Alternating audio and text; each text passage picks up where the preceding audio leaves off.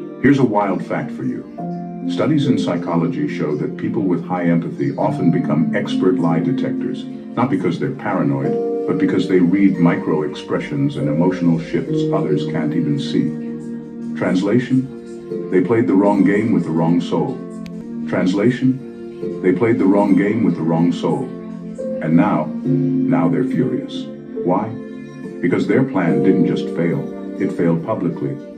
They were counting on your silence, your confusion, your tears. But instead, you gave them stillness, clarity, and that terrifying smile that says, I saw you the whole time. So buckle up, because it's a trap that was tailor-made to destroy you, and how you flipped it like a reverse UNO card straight from heaven. And don't worry, we're not sugarcoating a thing. This isn't candy, it's straight fire. Let's get into it. Number 1. They mistook your sensitivity for stupidity, but you were reading the blueprint in real time. They mistook your sensitivity for stupidity. They thought because you listened more than you spoke, you didn't know what was going on.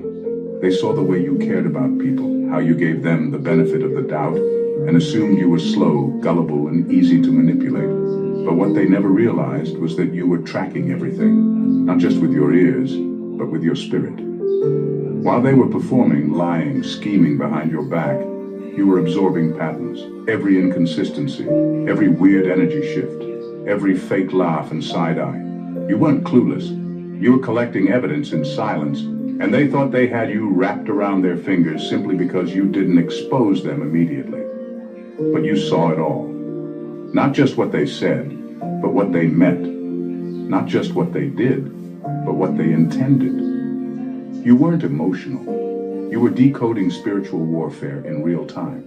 They didn't know that your silence wasn't confusion, it was calculation. You were playing a longer game. You weren't trying to win arguments or prove them wrong. You were letting them walk deeper into their own mess, because you knew the moment you confronted them too early, they'd twist it, deny it, and make you look crazy. So you waited. You watched. You smiled. You let them think they were winning. They studied your behavior. You studied their soul. That's why they're furious now, because when you finally moved, when you finally pulled the curtain back, you didn't just expose one little lie. You exposed the whole system they built around deceiving you. And it wasn't a dramatic meltdown. It wasn't revenge. It was clean, calm, and surgical. The same softness they mistook for weakness is what made your blow so deadly. Because when a chosen one finally speaks on what they saw, it's already too late to spin it. They thought you were dumb because you didn't react like they wanted, but you weren't dumb. You were 10 steps ahead. And now that they know you knew the whole time, they're not just embarrassed, they're scared.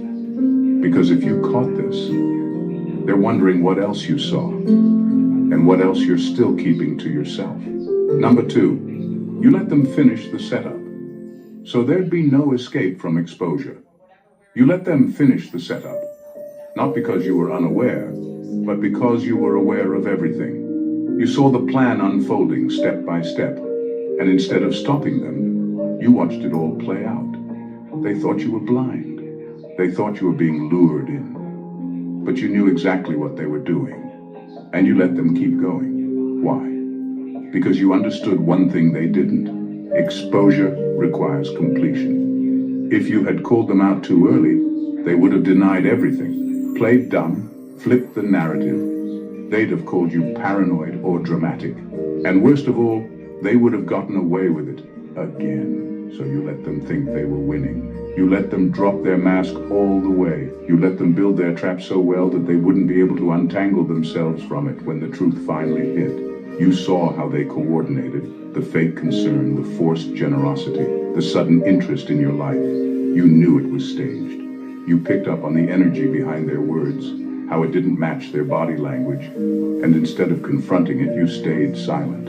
You didn't interrupt the movie. You let the full plot develop, because you knew the more rope they had, the deeper they'd hang themselves. And now, they can't explain it away. It's too detailed, too obvious, too calculated. Their hands are dirty and there's no wiping them clean. And that's what makes them furious, because not only